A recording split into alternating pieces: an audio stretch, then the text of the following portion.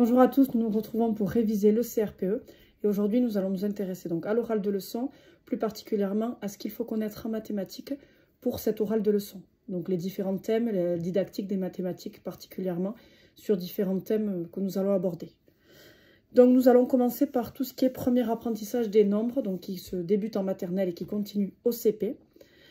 Donc c'est vraiment spécifique à cycle 1 et début cycle 2. On va parler des collections équipotentes. Donc, deux collections sont dites équipotentes si une correspondance terme à terme peut être établie entre elles. C'est-à-dire qu'on a autant d'objets dans une collection que dans l'autre. Dans ces cas-là, deux collections sont équipotentes.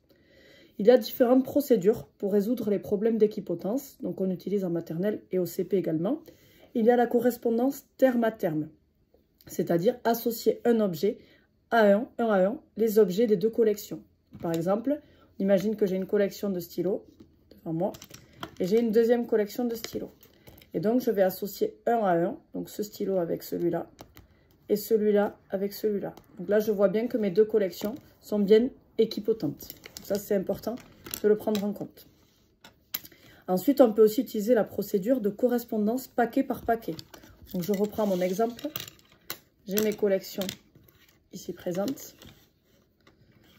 Donc, on voit bien que j'ai un paquet de 2, un paquet de 2. Alors, si j'en avais 3 par exemple, 4 on va dire, si j'avais 4 stylos, il aurait fallu que je puisse faire, bon là j'en ai que 3 avec moi, mais donc il aurait fallu que je puisse faire, là je vois que j'ai 2 stylos, là je vois 2 et 1, donc c'est pas bon. Donc là, ça ne marche pas. Par contre, si j'avais eu 2 et 2, effectivement, les collections seraient équipotentes. Donc ça, c'est la correspondance par paquet. Bien sûr, on associe des paquets de même quantité d'objets qui sont inférieurs à 4.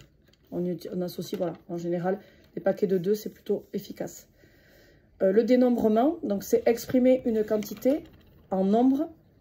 Donc là, il y a deux moyens principaux. Donc on va prendre cette collection-là, que je vais placer devant moi. Il y a deux moyens principaux. Il y a le subitizing, donc il y a un terme anglophone effectivement, qui est une reconnaissance perceptive immédiate d'un seul coup d'œil de la quantité. Donc ça marche que pour les très petites quantités. Donc là on voit bien que j'ai 3 stylos. Là vous voyez bien qu'il y en a 4. Donc c'est plutôt une procédure qu'on expertise, qui n'est pas experte au départ et qu'on développe au fur et à mesure. Donc je vois les quantités, je reconnais ça, je reconnais directement à la perception que j'en ai 4 pour dénombrer. Ensuite, il y a le dénombrage par comptage, je vais garder mes 4 stylos, par comptage 1 par 1.